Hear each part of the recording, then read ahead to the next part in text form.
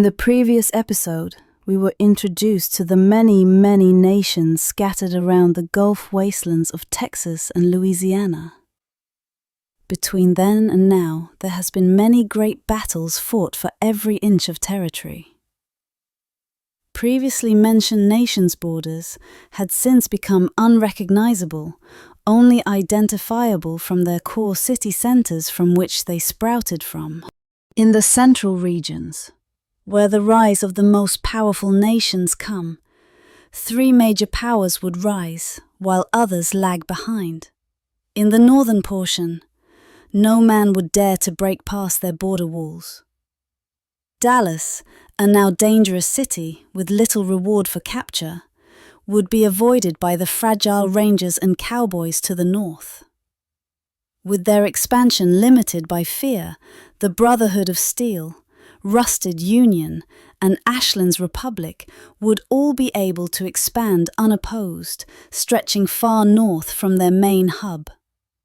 In the south, Volt 23 and the Gatorclaw tribe would battle for the narrow strip between Houston and Lake Charles, with Volt 23 coming out on top.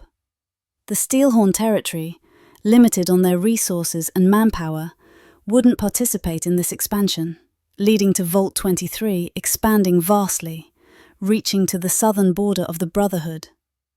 The nations of Libertanium, Houston Remnants, and Velmora would all share similar sentiment, being unable to expand as they have little to no available resource nor manpower. However, they still had time to fortify themselves before they were expanded into. Towards the northeast, the nations of Volt 30, New America, Newcomb, the Road Scavengers, Red Star Range, and Radioactive Dwarves reigned supreme, although some more than others. Towards the west, Volt 30 and Newcomb chose to expand peacefully without battle, a first-come, first-served system avoiding casualties. In the east, the unopposed Radioactive Dwarves were able to stretch far and wide, reaching the northern edge of our radars, stretching from the dead Amish commune to the struggling fugitives. The expansions of Newcomb and Radioactive Dwarves, however, can be attributed to the Red Star Scavenger War. These two nations, in close proximity, would clash just north of Aurora, the capital of the Red Star Range, where casualties would rise.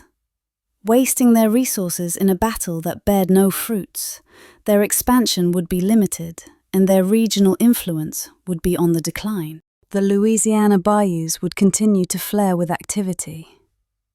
In the west of the bayou, the Arcadians, circled in white, Neo-Columbians, circled in yellow, and Nuke Commune, circled in red, would continue all-out war. Due to their aggressive expansion, overlapping with claims, and poor diplomacy, the Columbians would end up being attacked by Arcadia and the Nuke Commune. This would lead to their nation being reduced in the long run, as their supplies would be drained in an attempt to survive a brutal attack on their capital. Arcadia and the Nuke Commune would be able to surround the Columbians, however the borders in the region continue to remain ever-changing and unclear, with many outposts now being laid siege by one side or the other. Towards the north, Pax Mechanica would be able to peacefully secure, far beyond what many believed was possible, giving them a large buffer between their main hub and potential enemies, even with their low resources and even lower manpower. The prison rangers and fugitives, however, in a situation of dismay and inability to fight, would only fortify and prepare for the onslaught of the children of Crawdad, sitting on their walls and letting them surround their borders entirely. Despite their successes in the north, however, the Creoles would pose a major threat to the children of Crawdad, breaking through just north of the New Orleans ruins and Lake Pontchartrain, where they would have a close-fought battle at the city walls of the Crawdad hub. Even with a battle for survival, both the Creoles and children of Crawdad would become two of the most powerful nations regionally. Alongside the peaceful plant people, who managed to secure themselves a large swath of territory, surprising many due to their central position. In the South Texan frontier, all-out battle erupts. The Glowlands, Children of Atom, and Lone Star Republic continue to fight for influence and power, with hundreds dying for their version of the greater good. With the Children of Atom and Lone Star Republic only equaling the manpower of the Glowlands, and the Lone Star Republic being at the disadvantage of distance, the Children of Atom would suffer the most damage. The Glowlands would expand rapidly, breaking out of their town of Barmana, just on the edge of our radar system. They would quickly meet the borders of the peaceful Navy remnants, which remains unexpanded yet at peace with the Glowlands. At this same pace, the Children of Atom would be attacked swiftly, being pushed back to only their capital city by the end of the war, with their expansions only remaining in the north, where the Glowlands were unable to reach.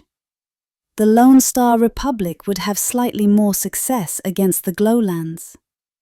Due to their distance, they would be able to expand in a swift manner, reaching the border of the Houston ruins and expanding towards the aforementioned Navy remnants. In a harsh battle, the Glowlands would manage to slow their advance, allowing their main army to continue to rain hellfire on the Children of Atom. In the north, however, neutrality prevailed.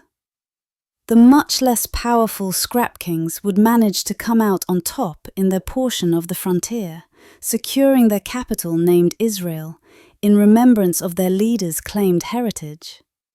They would reach a neutral nation named Oslo, who would remain in their walls for the duration of this period. The end of the Wilderness Wars only showed who will be the future powers of the Gulf Wastes, however nothing is set in stone. There is still opportunity for new powers to rise, and the ones you may believe are capable of winning to die. Uncertainty is the only thing guaranteed.